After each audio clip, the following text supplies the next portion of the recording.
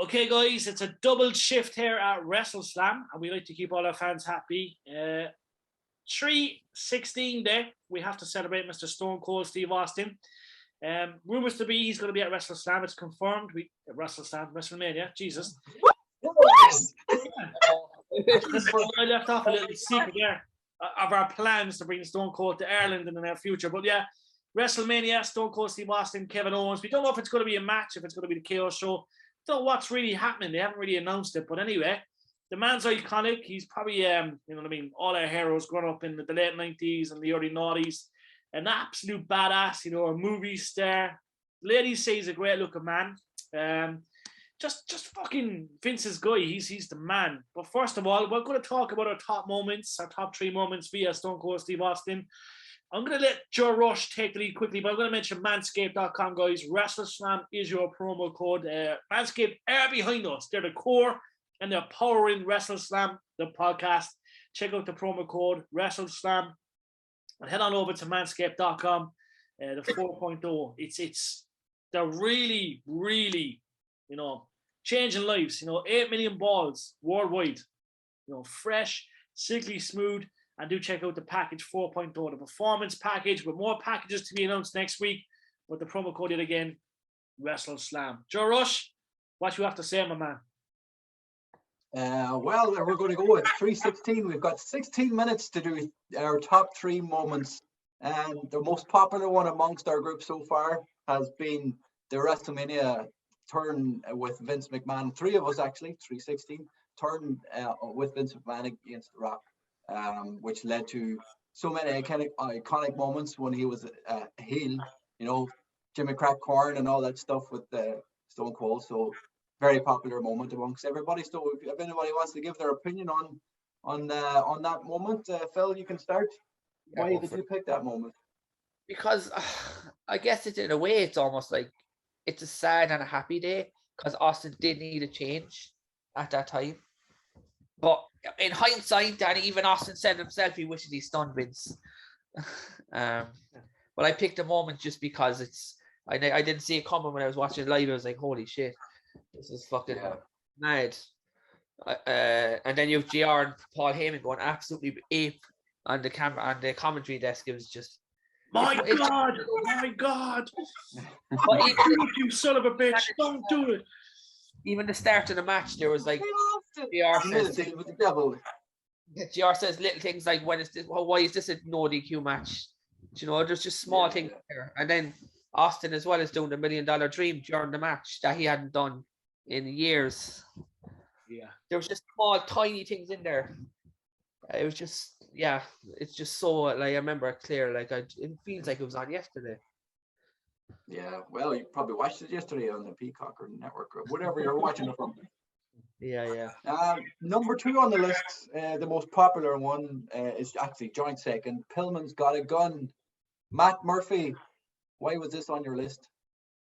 I think it's simply because I think at the time this is the first time when you're watching wrestling and you're seeing Pillman with a gun, Austin 3:16 breaking into someone's house, and you're like, is this for real? Is this actually going on? So you forget that you're watching wrestling. You're like, feel like you're actually watching an actual break-in show. So this has been a talking point for probably the wrong reasons. And I think this is like what got people more invested with wrestling at the time, because they feel like, this is the first time they're actually blurring the lines of realism and wrestling. Like, so, and just, that was just the highlight of Pillman and Steve Austin's rivalry. They used to be a tag team. We see so many tag teams split up and they have like so-and-so rivalries. But Pillman and Austin, because they so know each other and they're literally the same, they kind of know exactly how to get people talking. So, of course, I think Pillman is the most into talking behind, like, saying to Austin, let's go with this. Austin just like wings it. And it kind of was kicking Austin into like more noticeable, like, so he could bury the ringmaster gimmick he once had. We won't get into that. But Pillman Has a Gun will always be like the most what the fuck moment in wrestling. And we'll still question up to this day, like, is this actually happening? But then again, we're talking about Brian Pillman, lads, and Stone Cold, of course, being Stone Cold, being a badass, showing that he can walk through bullets, I guess. So that's definitely going to be up there for both Pillman and Austin. And for now, we're talking about Austin, got to have more notice for that rivalry and that moment. But anyway. Excellent. Number 3 on the list, second most popular moment was Austin 316. If I just kick your ass. Go for it, love. You picked it. You picked it. It was one of my picks. I'm pretty sure that was fairly popular. But what can you say about Austin 316? I mean, do you honestly think he went into work that day and knew what was going to happen in 24 hours? Because that line is iconic. It will never go. It is on every shirt that is. I don't know if it's on my one. Mine's stomping mud holes and walking them dry. And that's why. And do you know what? Like, I would imagine that he is probably still one of the highest merch sellers on the WWE website for an Austin 316 shirt. And as well, when it comes to Mania for Texas here as well, the sales that will go through the roof as well. They'll just be everywhere. But like, just from taking something like Jake Roberts' Bible passages, do you know what I mean? And like, because especially with his tone of voice been so like, you know, very Jake, very calm, and like, I'll murder you in any second. But then Stone Cold to take it, turn it on his head, and just blow it all out of proportion. It's phenomenal, and it's one of my absolute favorite moments because it was so unexpected. Yeah. For me, it's just one of those moments as well. It's just, it'll stand out forever. Andre getting slammed by Hulk Hogan is an iconic moment. Austin 316 is an iconic moment. That's where you're looking at it. Those are kind of moments that will be played on highlight reels for years and years and years. Even after that moment, it was Vince Russo putting him on commentary that really pushed him after that.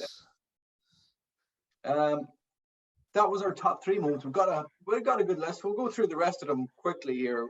Jerry, you picked the invasion turn whenever ECW and WCW turned on WWF and Stone Cold joined up with them. Why was that on your list? I remember being in school when it all happened, but I always remember Jeffrey crying in school. Jeffrey was like the fucking ultimate Stone Cold fan. Like, Jeffrey worshipped him. And I just remember being in school next day, and we'd all like pass around the VHS black videos to fucking watch when we went home, because some people wouldn't stay up and watch it. Some people, we all had the black boxes and we all watched it. But yeah, I just think it was iconic. I think that whole invasion thing I loved. You know, it was that was one of the biggest thrills for me as I suppose a young kid. You know, like watching wrestling. Like, you watched all these, you know, WCW guys coming over, and you know, that was a great thing to be a wrestling fan. I just think the whole term was mad. The fact that, like, you know what I mean, he tried to fuck over, you know, Vince, and the fact he whipped Taz around the ring, saying you're a piece of shit, and he just fucking made Taz look like, I don't know, a bin man or something. But it was, for me, that was iconic. That was one of my favorite periods.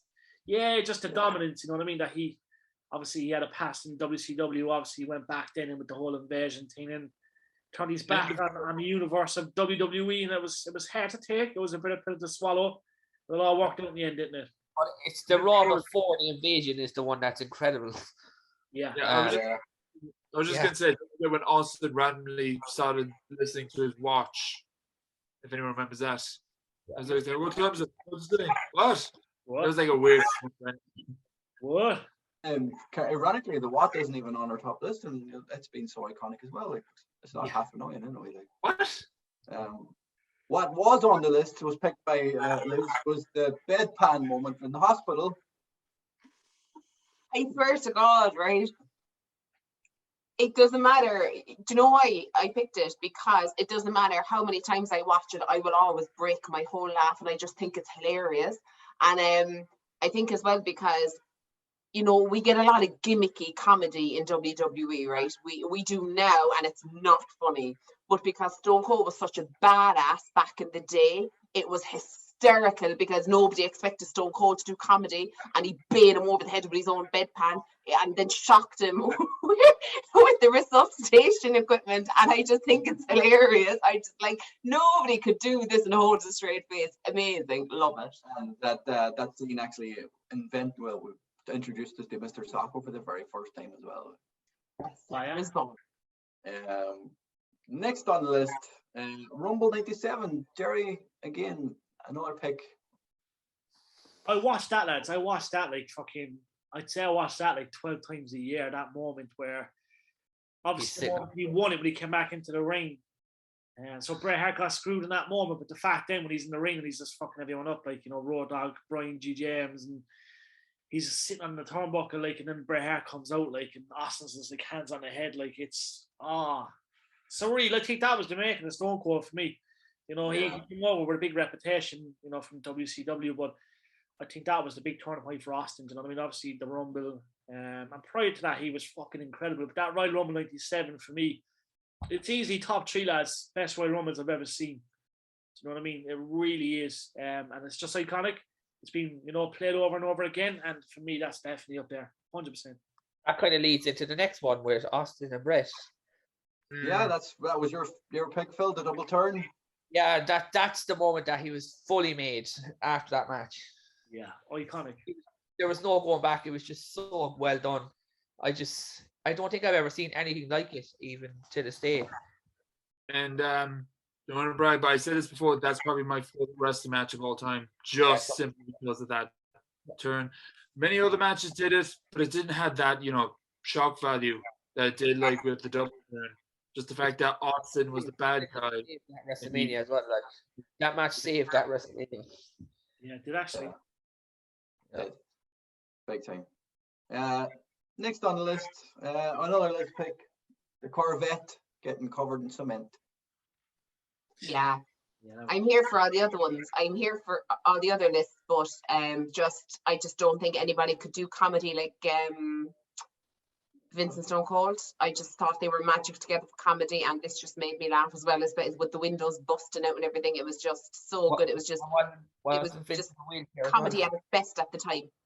Wasn't Vince in a wheelchair as well, screaming, "I hate you, Austin"? Yeah. I hate you, Austin. I hate Austin. I hate Austin. That car's still somewhere. Don't get me wrong. Look, all of the other ones were on the list as well. You know what I mean? They really were. But I went for alternatives because I knew you guys were going to pick these ones. But like, just to show, like, no matter, like, he's phenomenal. Do you know what I mean? But that there was just so many different sides to him. Do you know? And as you said with Brett, there was no turning back. But yeah, just comedic timing for sure. I just have one that people tend to forget. Well, they don't tend to forget about it. But Austin Rock's sit-down interview is the best sit-down interview I've ever seen in WrestleMania 17. Oh, good call. Yeah. And like, I need to beat you, and it's just so good. The Rock, remember the time The Rock they both sang in the ring as well. The Rock never forgets. And he rock bottom then. Yeah. The last one on the list is my last pick, which from a cement truck full of, from a truck full of cement to a truck full of beer, the beer bath. What? The beer bath. What? The beer bath. What? Vince getting wet. What? You're getting wet. What? I'm getting wet. What? Everybody in beer. What? Good time. It's one of the moments you have to watch back over and over again, and you still keep laughing at it.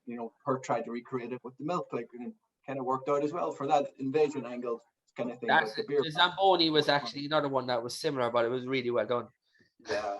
I just remember the story where Austin almost killed. Is it the camera guy he nearly kills because the wheel goes so quick on the mat?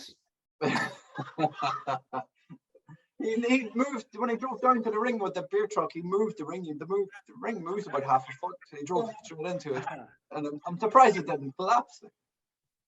Yeah. And then there was another one as well. I think we've kind of forgotten about that.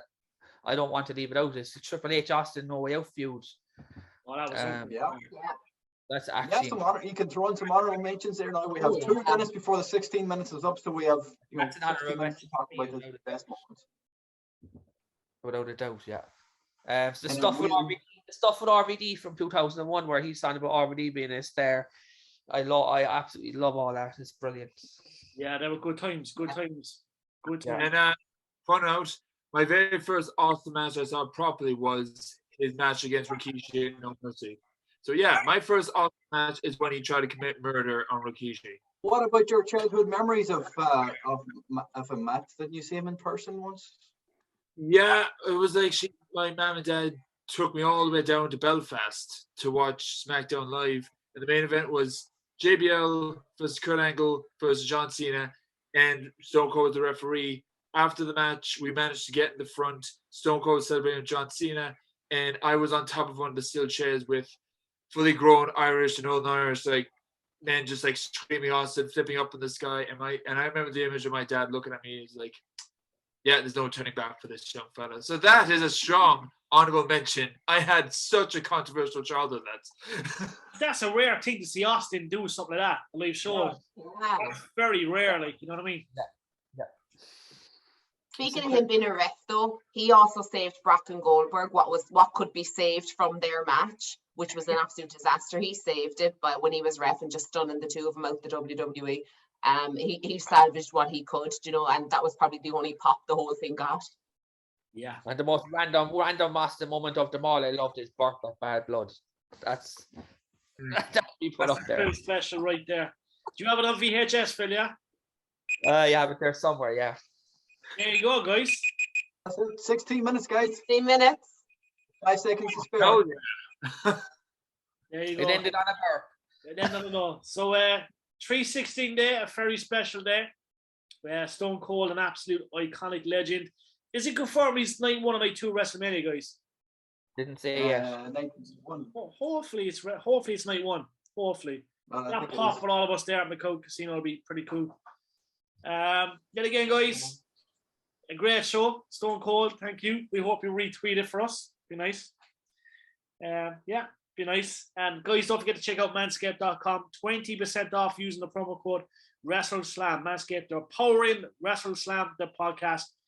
More news to come on next week's shows. This is a special. Make sure to check back on our WrestleSlam normal podcast, where we talk about Scott Hall, we talk about Big E, and many more things. From myself, Jerry, from Phil, from Matt, from Liz, and from Jor, we thank you very much for tuning in, and we'll catch you very soon. Hell yeah. Hell yeah. What? What? What? What? What? What? What? What?